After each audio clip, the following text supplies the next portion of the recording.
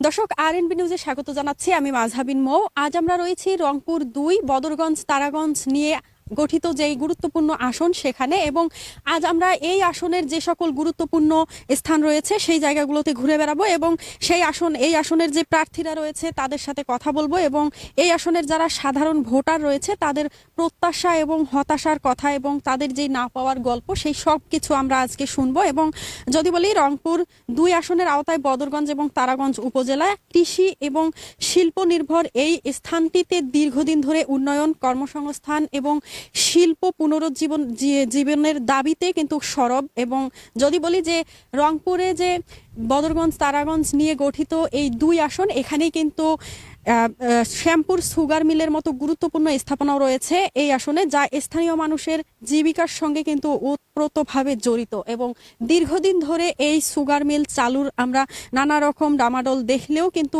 এখন পর্যন্ত পরিত্যক্ত অবস্থায় কিন্তু পড়ে রয়েছে এই যে শ্যামপুর সুগার মিল। এবং এই নির্বাচন ঘিরে আমরা দেখেছি যারা প্রার্থীরা রয়েছে তারা কিন্তু সকলেই আশার বাণী দিচ্ছেন যে তারা জয়যুক্ত হলেই এই শ্যামপুর সুগার মিল নিয়ে কাজ করবেন এবং মিল চালুর যা বন্দোবস্ত তারা করবেন এমন প্রতিশ্রুতি দিচ্ছে।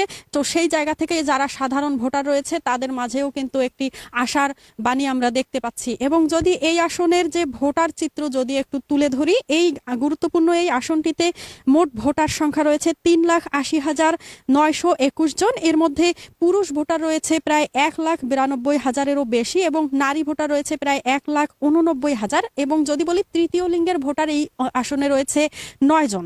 এবং যদি বলি, এই আসনে কিন্তু মোট প্রার্থী রয়েছে ৫ জন, যারা সকলে প্রতিদ্বন্দ্বিতা করছেন। এবং জামায়াতে ইসলামী, জাতীয় পার্টি, ইসলামী আন্দোলন ও জেএসডির প্রার্থীরাও কিন্তু এই আসনে লড়ছেন।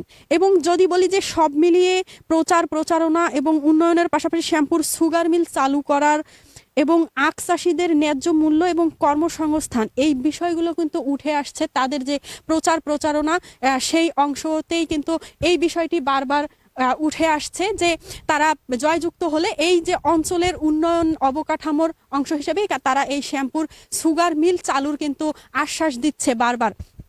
তো আজ আমরা এই অঞ্চলের প্রত্যন্ত এলাকাগুলো ঘুরে ঘুরে সাধারণ যারা ভোটার রয়েছে তাদের মাঝে আসলে এই কথাগুলো কতটুকু প্রভাব ফেলছে এবং তারা কতটুকু আশাবাদী যে এই অঞ্চলে এর নির্বাচনের পরবর্তী সময়ে যে শ্যামপুর সুগার মিল চালু হওয়ার তাদের মাঝে কতটুকু আশা রয়েছে, আমরা সব বিষয়ে কথা বলবো। এবং সাধারণ ভোটার যারা রয়েছে তাদের সাথেও আমরা কথা বলবো, তাদের আসলে প্রার্থীদের কাছে চাওয়া পাওয়া কি এবং প্রত্যাশা কি এবং তাদের কি হতাশাগুলো না পাওয়াগুলো রয়েছে, আমরা সব মিলিয়ে কথা বলবো। এবং এই নির্বাচন ঘিরে যারা প্রার্থীরা রয়েছে তাদের সাথেও আমরা সরাসরি কথা বলবো এবং এই যে শ্যামপুর সুগার মিল চালুর বিষয়ে তাদের ভাবনা বা পরিকল্পনার কথা শুনবো এবং এই আসন জুড়ে তাদের উন্নয়নের যে সকল পরিকল্পনা আমরা সব বিষয়ে কথা বলবো এবং সব বিষয়ে তুলে ধরবো আজকে আরএনবি নিউজের মাধ্যমে।